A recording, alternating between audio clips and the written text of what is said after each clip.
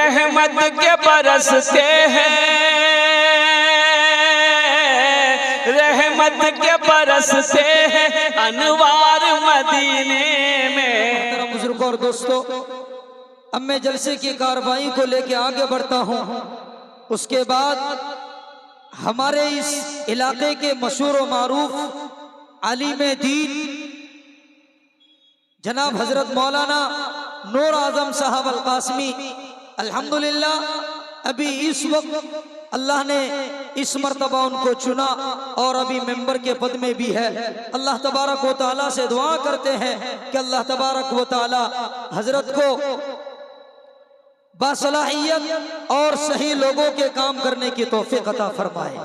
आइए मेरे मोहतरम बुजुर्ग और दोस्तों, मैं जनाब हजरत मौलाना नूर आजम साहब को बड़े ही अदब व एहतराम के साथ मैं शेर से उनका इस्तकबाल करता हूँ कि नापूछ गुफ्तगू में क्या असर रखते हैं वो, नापूछ गुफ्तगू में क्या असर रखते हैं ये, पत्थर दिल को मोम करने का हुनर रखते हैं ये।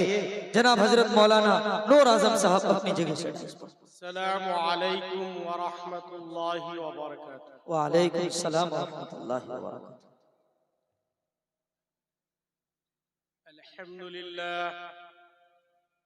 अल्हम्दुलिल्लाह नहमदुहु व नस्तईनुहु व नस्तगफिरुहु व नु'मिनु बिही व नतवक्कलु अलैहि व नऊज़ु बिल्लाहि मिन शुरूरि अनफुसिना व मिन सय्यिआति अअमालिना।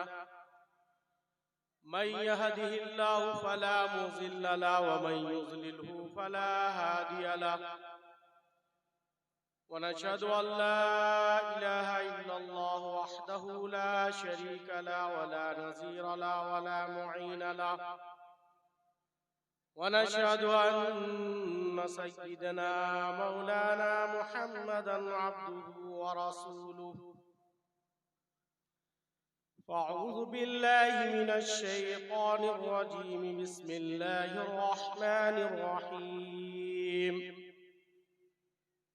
फ़क़द क़ाल अल्लाहु तआला फ़िल क़ुरानिल मजीद वल फ़ुरक़ानिल हमीद। क़ुल हल यस्तविल लज़ीना यअलमून वल लज़ीना ला यअलमून।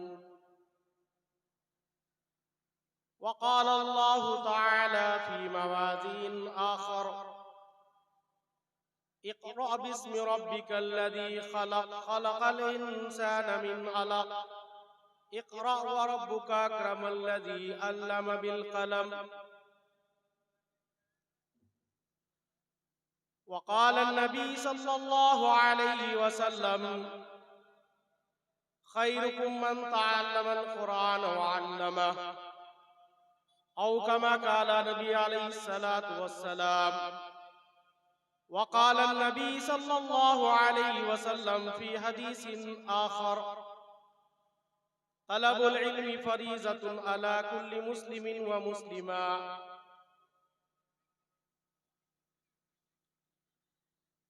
मुअज़्ज़ज़ उलमाए किराम, सदर जलसा स्टेज पर तशरीफ फरमा, उलमाए इज़ाम, सामने बैठे बुजुर्गों, नौजवानों, बच्चों, पर्दानशी माँ और बहनों, मुझे बहुत अफसोस हो रहा है, मैं कोई बड़ा मुखर्रिर नहीं हूं कि अच्छी लच्छीदार तकरीर आपके सामने पेश करूंगा। मैं तो ये समझ रहा हूं कि मैं इतना बड़ा गुनहगार हूं कि मेरा नाम आ गया और मैं देख रहा हूं कि पिंडाल बिल्कुल खाली है। ये जो है शायद मेरी बदअमली या मेरी किसी गुनाह की वजह भी हो सकती है, नहीं तो बारो घड़िया के जो लोग हैं ये इतने बेचारे नेक दिल हैं, पारसा है, नरम मिजाज है कि जहां अल्लाह की और अल्लाह के रसूल की मजलिस कायम की जाए और वहां वो लोग तशरीफ न लाए, ये मैं मान नहीं सकता। मंजिल से आगे बढ़कर मंजिल तलाश कर, सुभान अल्लाह, मंजिल से आगे बढ़कर मंजिल तलाश कर, मिल जाए दरिया तो समंदर तलाश। सुभान अल्लाह। मंजिल से बढ़कर आगे मंजिल तलाश कर, मिल जाए दरिया तो समंदर तलाश कर। सदियां गुजर गई तेरी सजदों में, सदियां गुजर गई तेरी सदियों में, बेशक जो तेरी जिंदगी बदल दे ऐसा सजदा तलाश। सुभान अल्लाह। नारे तकबीर। जनाब हजरत मौलाना नूर आजम साहेब, जनाब हजरत मौलाना नूर आजम साहेब, माशाअल्लाह। मुअज्जज़ हजरात, जहां तक मेरी आवाज पहुंच रही हो, मैं तमाम मुसलमानाने किराम से और तमाम भाइयों से, नौजवानों से अपील गुजारिश करता हूं कि जहां तक मेरी आवाज पहुंच रही हो, आप लोग पिंडाल के अंदर तशरीफ लाएं और इस जलसे को कामयाब बनाएं। आपको मालूम होना चाहिए कि इस जलसे के कामयाब बनाने के लिए जिन लोगों ने रातों दिन मेहनत की है, अगर ये जलसा कामयाब नहीं होगा तो वो तो अल्लाह के दरबार में कामयाब है, लेकिन आप नहीं आएंगे तो आप कामयाब नहीं होंगे।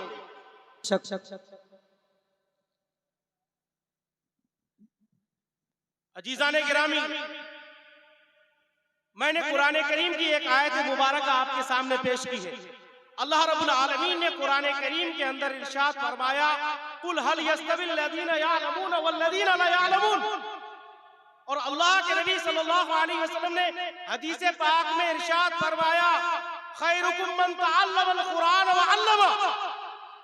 दूसरे हदीस पाक में नबी करीम सल्लल्लाहु अलैहि वसल्लम ने इरशाद फरमाया, तलबुल इल्मी फरीज़तुन अला कुल्ली मुस्लिमिन व मुस्लिमा।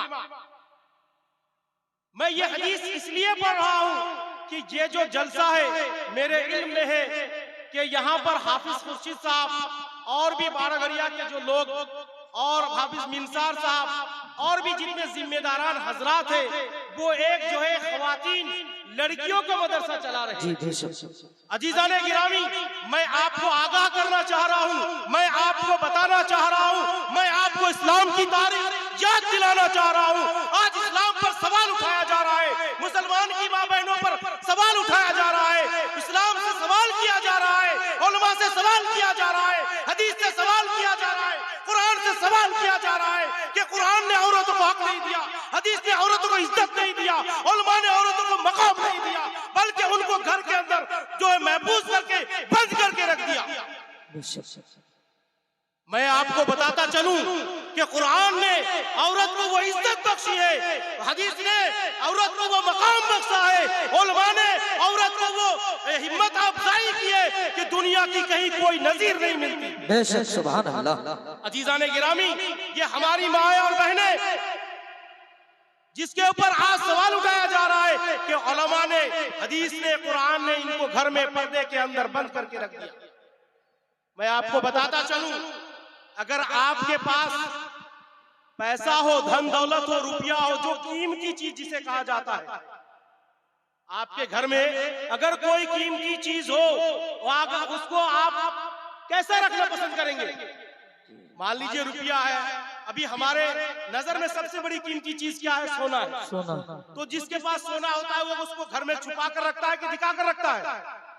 बोलिए, बात कीजिए, मैं आपसे बात करना चाह रहा हूँ। मैं बड़ा मुकर्रिर नहीं हूँ, कोई लंबी चौड़ी बात करने नहीं आया हूँ। चंद बातें सिर्फ आपसे करूंगा, दो चार बातें आपसे सीखूंगा और मैं यहाँ से उठकर चला जाऊंगा। मेरी बात समझ में आ रही नहीं आ रही है? इसलिए कि आप लोग तो बंगला है और मैं भी बंगाल का, लेकिन मैं उर्दू में तकरीर कर रहा हूँ। আমি বলছি আপনাদের বাড়িতে যদি কোনো ভালো জিনিস থাকে, সোনা থাকে, রুপিয়া থাকে, টাকা থাকে, পয়সা থাকে, তাহলে আপনার বাড়িতে সোনাটাকে আপনি কি করবেন? লুকিয়ে রাখবেন না দেখিয়ে রাখবেন? কাউকে দেখতে দিবেন কি না? ওকে আগে কাপড়ের ভিতরে বন্ধ করবেন, আবার বাক্সার ভিতরে বন্ধ করবেন, আবার ওতে তালা মারবেন, আবার ঘরে তালা মারবেন। ঠিক বলছি কি ভুল বলছি ভাই? আপনার কাছে যদি টাকা থাকে, রুপিয়া থাকে আপনি কি করবেন ওকে পকেটে রাখবেন শার্টটাকে গুছাবেন আবার বাক্সার ভিতরে রাখবেন বাক্সাতে আবার তালা মারবেন তালা আবার ঘরে মারবেন আবার গেটে মারবেন কেন আপনি জানছেন যে এটা কিমতি জিনিস এই রকম আমার মা আর বোনরা কিমতি জিনিস আল্লাহ আর আল্লাহর নবী বলে দিয়েছেন এদেরকে লুকিয়ে রাখো এদেরকে ছুপিয়ে রাখো এদেরকে হাট বাজারে জিনত তৈরি করো না এদেরকে স্টেজের জিনত তৈরি করো না হোটেলের জিনত তৈরি করো না এদেরকে বাজারে বিক্রি করো না সুবহানাল্লাহ কে বলেছে আকায়ে নামদার জনাবে মুহাম্মদুর রাসূলুল্লাহ সাল্লাল্লাহু আলাইহি ওয়াসাল্লাম বলেছেন মাশাআল্লাহ বেশক ঠিক বলছি কি ভুল বলছি ভাই কে বলেছেন আল্লাহ নবী সাল্লাল্লাহু আলাইহি ওয়াসাল্লাম বলেছেন बेटी को रहमत मोहब्बत की निगाह से देखो रहमत बरसेगी बेशक सुभान अल्लाह बेटी को रहमत की निगाह से देखो रहमत बरसेगी मोहब्बत की निगाह से देखो रहमत बरसेगी माँ को अदब की निगाह से देखो तो जन्नत मिल जाएगी सुभान अल्लाह बेटी को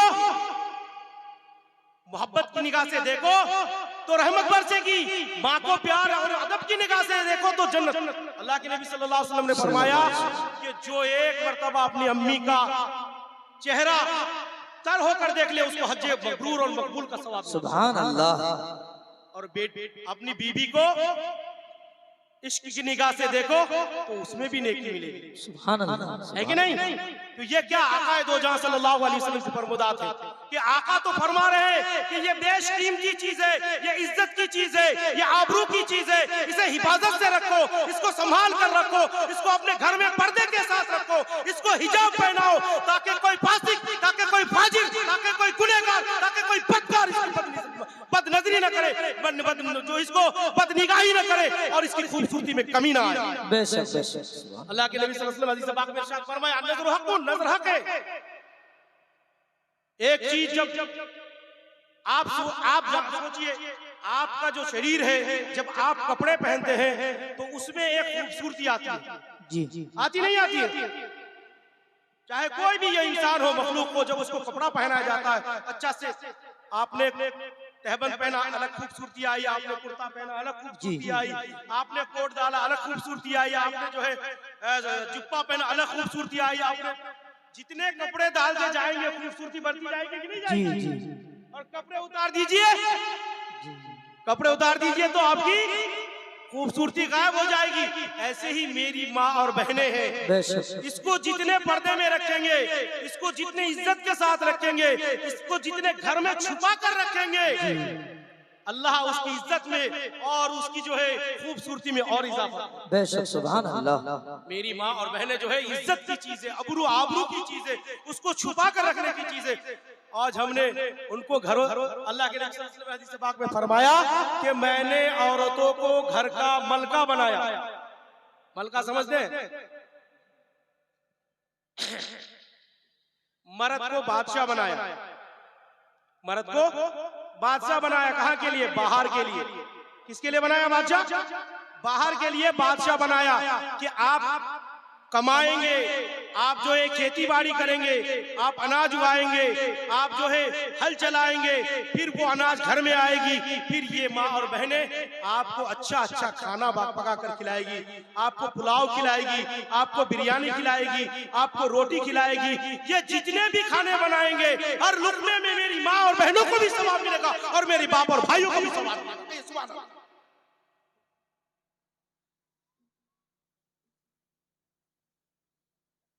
इसलिए कि आपने अनाज उगाने में मेहनत की कि नहीं की आपने फसल उगाने में मेहनत की कि नहीं आप लोग बोल ही नहीं रहे कुछ आप लोग अनाज उगाने में मेहनत करते हैं ना पसीना निकल जाता है कि नहीं पसीना छूट जाता है जनाब हजरत मौलाना इमदाद अली साहेब जनाब हजरत मौलाना इमदाद अली साहेब सरजमीन बारो घुरिया तो पसीना छूट जाता है आपको आपके जितने पसीने के कतरात निकलेंगे ये इसलिए निकल रहे हैं कि आप अपनी बीवी को आप अपनी माँ को आप अपनी बहन को आप अपनी बेटी को खिला सके तो अल्लाह ताला हर कतरे के बदले में हर पसीने की कतरे के बदले में हर लुक़मे के बदले में आपको सवाब अल्लाह अता फरमाएगा सुभान अल्लाह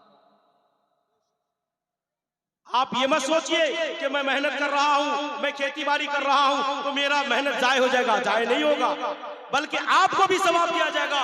और मैं अपनी माँ बहनों को भी कहना चाहूंगी कि जिस तरह आप चूल्हे में, उस आग में, उस तपिश में, उस गर्मी में बैठकर चावल बनाती है, भात पकाती है, रोटी पकाती है, गोश्त पकाती है, बिरयानी पुलाव पकाती है, जो तकलीफ उस चूल्हे में होती है, मैं खुदा की कसम खाकर कहता हूँ कि इस चूल्हे की तपिश के बदले में अल्लाह आपको जहन्नम की आग से बचाए। सुभान अल्लाह।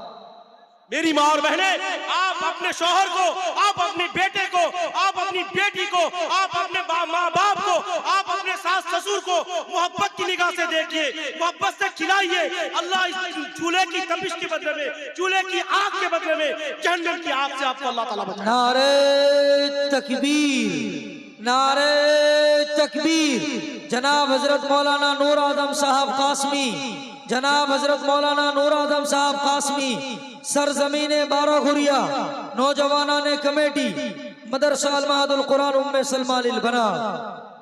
क्या मेरी माँ और बहनें नहीं चाहती है कि मैं जन्नत से आजाद हो जाऊं, जन्नत से निजात पा लूं और जन्नत में चला जाऊं?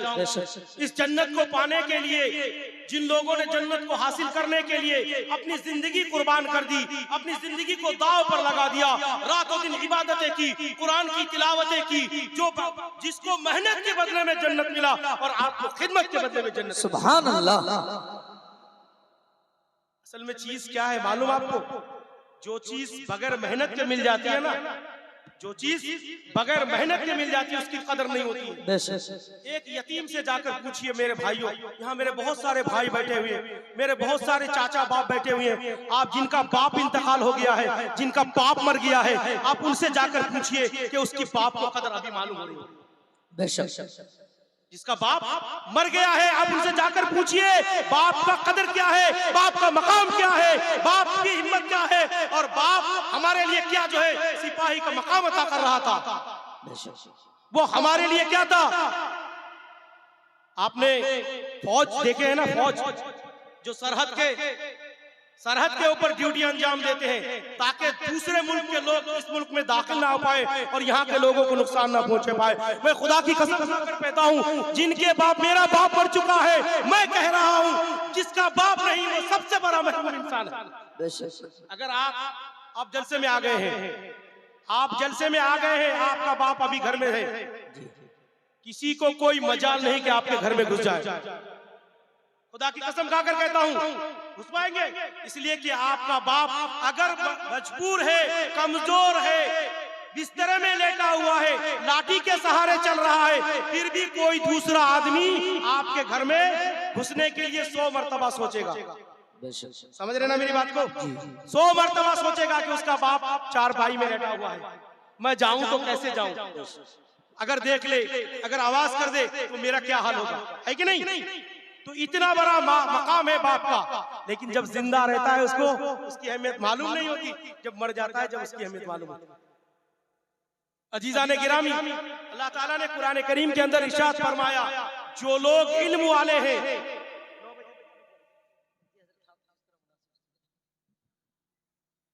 तिश्नगी तो बहुत है, मत पूछ मुसलमानों का हाल, मत पूछ मुसलमानों का हाल, मस्जिद के लिए सर कटाने को तैयार है मगर सर झुकाने के लिए तैयार नहीं। वाह माशाअल्लाह। मत पूछ मुसलमानों का हाल, मस्जिद के लिए सर कटाने को तैयार है मगर सर झुकाने को नहीं।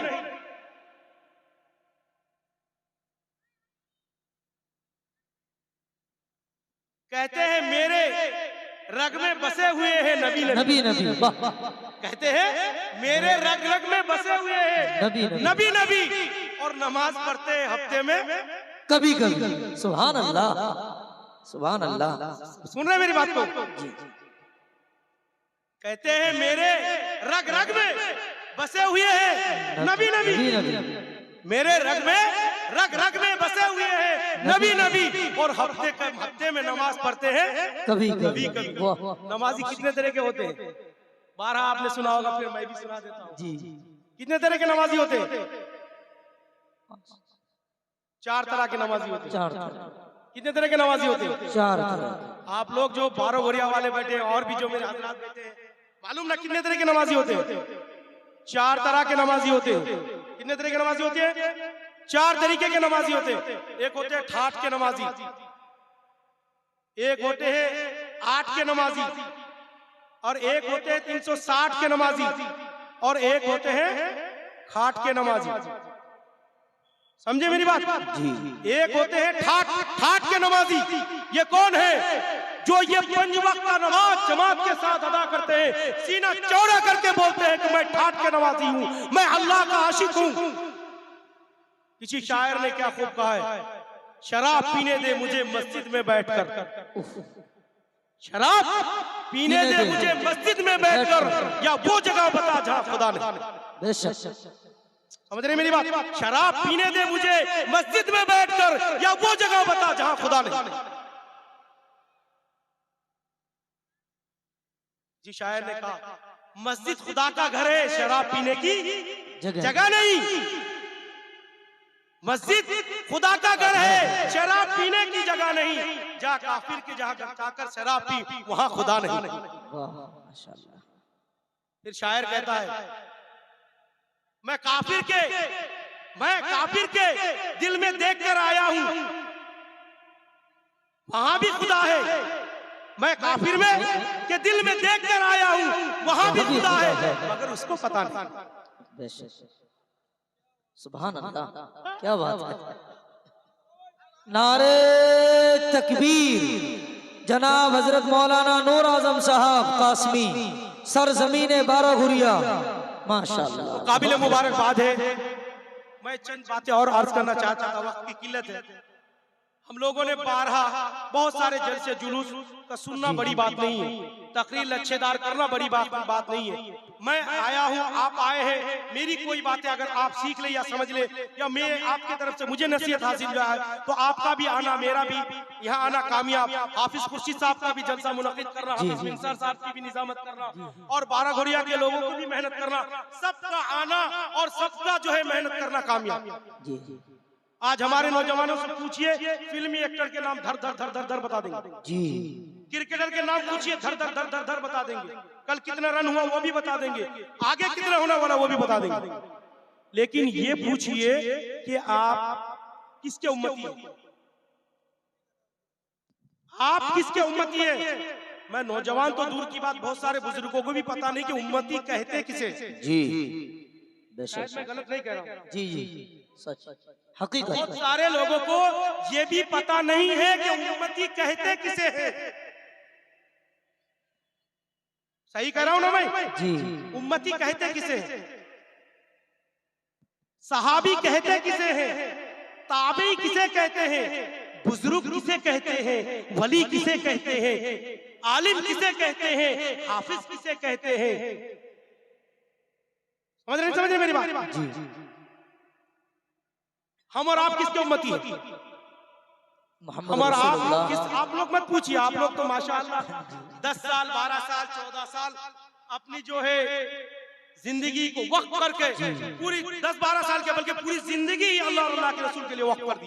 जी। मैं इन भाइयों से पूछना चाहूंगा, इन बुजुर्गों से पूछना चाहूंगा जो आज कुछ सीखने और सिखाने के लिए आए हैं। जी बेशक। सीखने और सिखाने के लिए आए हैं।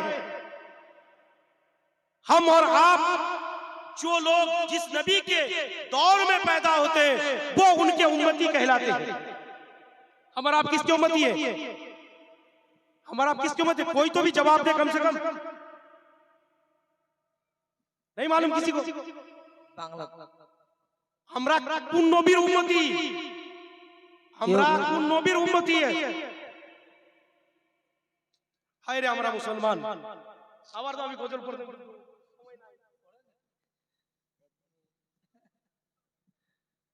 হায় রে আমরা কিসের মুসলমান?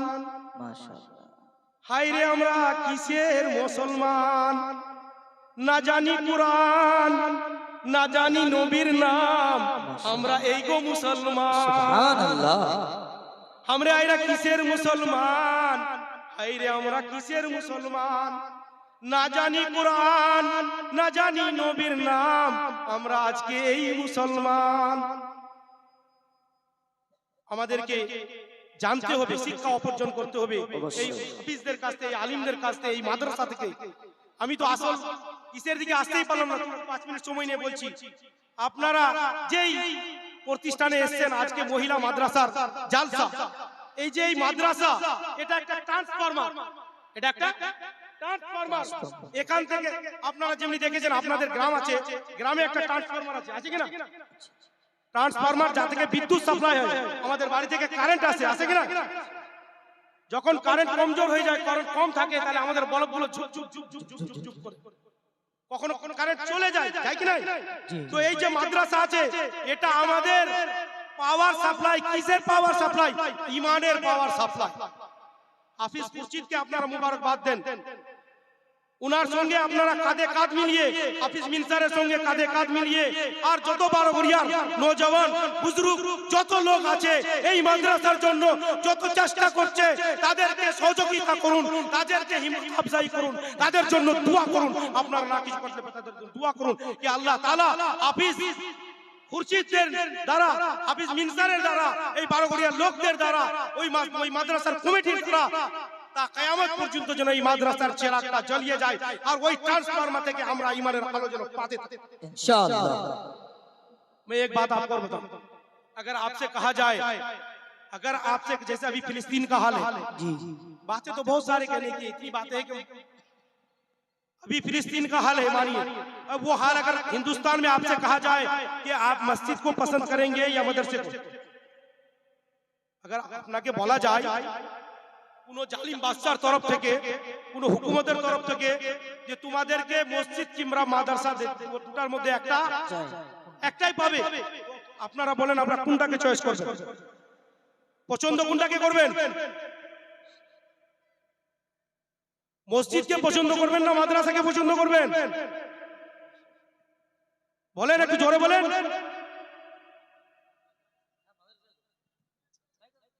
দুটো না একটাই পাবেন, মসজিদ নেবেন না মাদ্রাসা?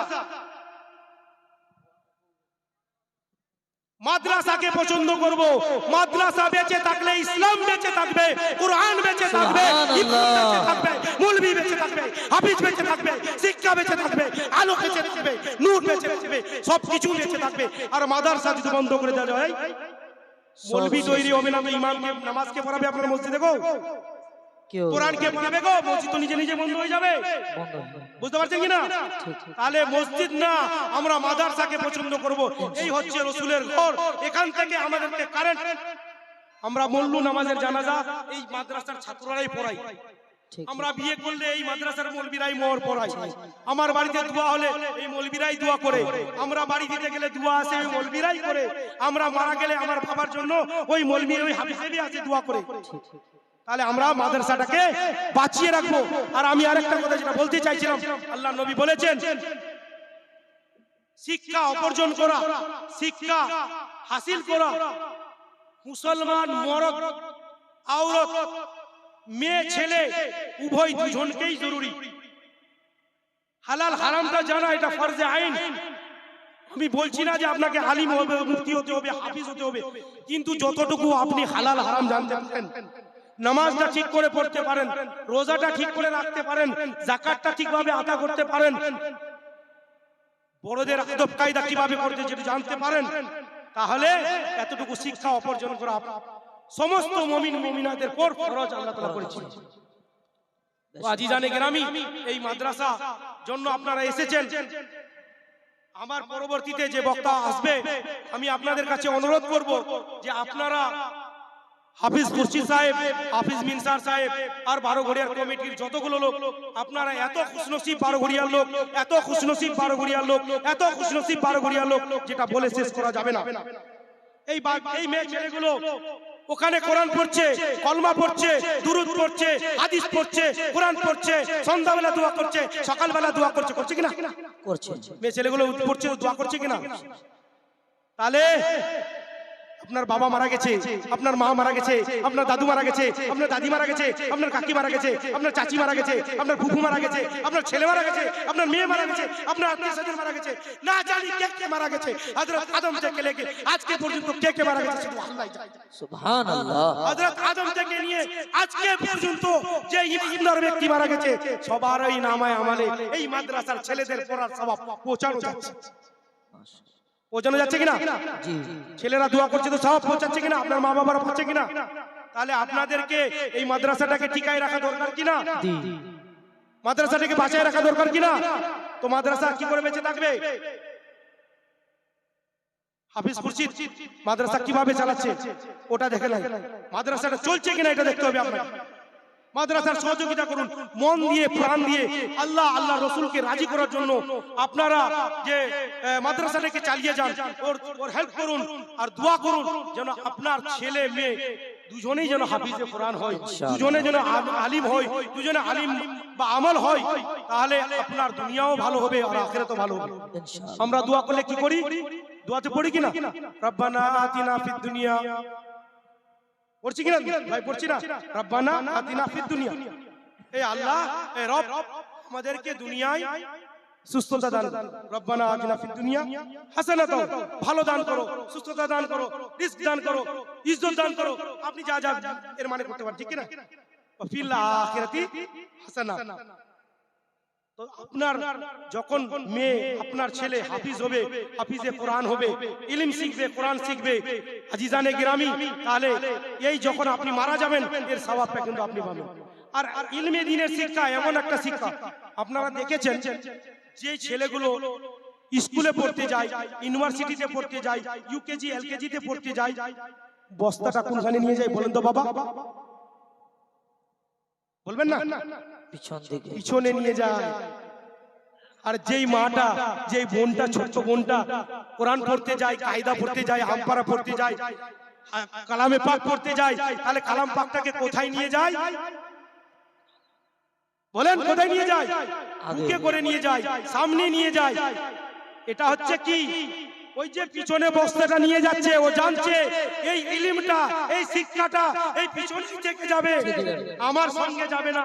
আর এই যে কোরআন, এই যে হাদিস, এই যে হাদিস খুরশিদ পড়াচ্ছে, এই যে হাফিজ মিনসার পড়াচ্ছে, এই যে আরগুনা মাদ্রাসাতে কোরআন হচ্ছে, এই কোরআন কিয়ামত পর্যন্ত আমার সঙ্গে কবর যাবে, আসরে যাবে, আল্লাহর ময়দানে বসে যায়, লড়াই করবে আর আমাকে জান্নাতে নিয়ে যাবে। नारे तकबीर, नारे तकबीर। जनाब हजरत मौलाना नूर आजम साहब कासमी, सरजमीने बाराहुरिया, नौजवानाने कमेटी, माशाअल्लाह। तेरे करम से करीम, तेरे करम से ए करीम कौन सी शय मिली नहीं, तेरे करम से ए करीम कौन सी शय मिली नहीं, झोली ही मेरी तंग थी, तेरे यहाँ कमी नहीं। वाह माशाअल्लाह।